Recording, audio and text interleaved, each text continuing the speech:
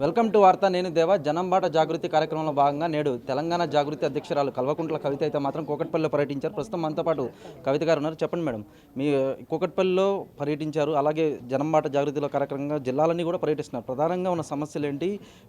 మీరు వెళ్ళటం వల్ల అక్కడ ఉన్న సమస్యలు ఏమన్నా పరిష్కారం అవుతున్నాయా?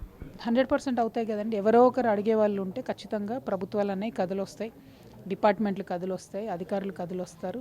అడిగేవాళ్ళు లేకపోతే పట్టించుకునేవాడు ఎవరు కూడా ఉండరు. కాబట్టి అడుగుతూ ఉన్నాం. మేము ప్రతి చిన్న సమస్యను కూడా మా సమస్యగా భావించి అడుగుతున్నాం. ఎందుకంటే ప్రజలు ఇన్కన్వీనియన్స్ అయ్యే ఏ ఇష్యూ అయినా జాగృతికి అది పెద్ద ఇష్యూగానే మాట్లాడతాం. ప్రత్యేకించి మహిళలకు సంబంధించి ఆరోగ్య విషయమైనా, విద్యా విషయమైనా, ఉపాధి విషయమైనా వీటి మీద ఎక్కువ ఫోకస్ చేస్తూ ఉన్నాం. అంటే జాబ్ క్యాలెండర్ వేయడం లేదు ఫర్ ఎగ్జాంపుల్, దాని మీద జాగృతి చాలా పెద్ద ఎత్తున మాట్లాడింది. ఫ్యూచర్లో కూడా దాని మీద ఫైట్ చేస్తాం. ప్రభుత్వం జాబ్ క్యాలెండర్ ఇచ్చేంత వరకు కూడా కొట్లాడతాం. నేడు కూకట్పల్లిలో పర్యటించారు. అంటే కూకట్పల్లిలో చెరువులు అయితేనేమి, స్థలాలు అయితేనేమి కబ్జాలకు ఎక్కువ గురవుతుంది. ఎలా చూడొచ్చు అంటారు? అంటే మీ దృష్టికి ఏమైనా ప్రధాన సమస్యలు వచ్చాయా? అంటే కబ్జా చేయడం వల్ల మెయిన్ ప్రాబ్లం ఏమవుతుందంటే ఆ చెరువు సైజ్ తగ్గిపోవడము, ఆ చెరువులనే వేరే వేరే అన్ని రకాల వ్యర్థాలు డంప్ చేయడం, కాబట్టి అవి మురుగైపోవడము, ఆ మురుగైపోయినటువంటి నీళ్లు ఎప్పుడో ఒక చిన్న వర్షం పడితే కూడా ఇండ్లలోకి రావడము, దాంతో దుర్గంధము, మొత్తం క్వాలిటీ ఆఫ్ లైఫ్ పడిపోవడము, ప్రాపర్టీ వాల్యూ పడిపోవడము, ఆరోగ్యం చెడిపోవడం, ఇవన్నీ ఒకదానికొకటి లింక్ ఉన్నటువంటి సమస్యలు. సో కబ్జాలు అనేటటువంటివి కేవలం భూ సమస్యగా చూడకూడదు, అది మొత్తం కంప్లీట్ లైఫ్కి సంబంధించిన సమస్యగా చూడాలి.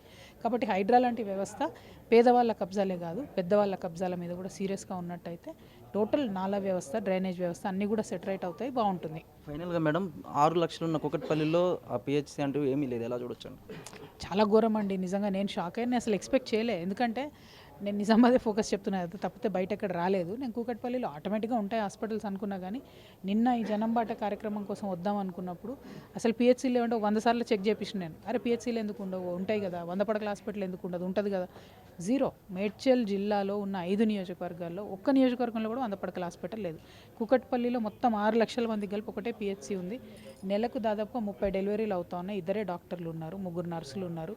వాళ్ళ బాధలు వర్ణనాతీతం. పోయిగా మొత్తం ఈ పిహెచ్సీ పోయి రెసిడెన్షియల్ ఏరియాలో ఉంది. సో ఆ రెసిడెన్షియల్ ఏరియాలో ఉన్న వాళ్ళందరి బాధలు అంటే మేము ఈ జనం బాటలో భాగంగా వెళ్తేనే మేము ఎత్తుక్కోవడానికి టైం పట్టింది మాకు హాస్పిటల్. అంటే నార్మల్ ప్రెగ్నెంట్ విమెన్ వెతుక్కొని వెళ్ళడం అన్నది ఇంపాసిబుల్ టాస్క్. అది ఇటు జనంకి సమస్యనే, అటు అక్కడ ఉండే కాలనీ వాళ్ళకు కూడా సమస్య.